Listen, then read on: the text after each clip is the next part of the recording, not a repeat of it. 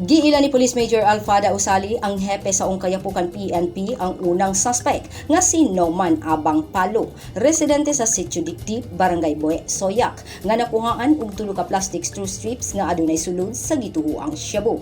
Nasignitan pa kini og kalibre .45 nga pistola, magazine, bala, motorsiklo nga gigamit sa transaksyon og mark money.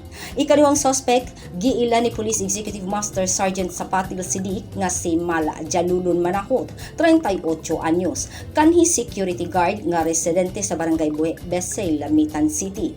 Napalitan ang suspect og usa ka plastic straw strips nga naay shabu ug ayha pa nila kini giaresto.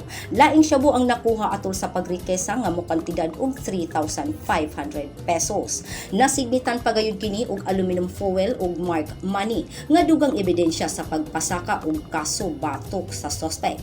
Ang tanang nakuha nga ebidensya i-turn over ngadto sa Basilan Provincial Forensic Unit. Gikasuhan na ang mga suspect sa pagsupak sa Republic Act 9165 kung Comprehensive Dangerous Drugs Act of 2002. Grace Alcunaba, Newsline Philippines, Basilan Province. Stay safe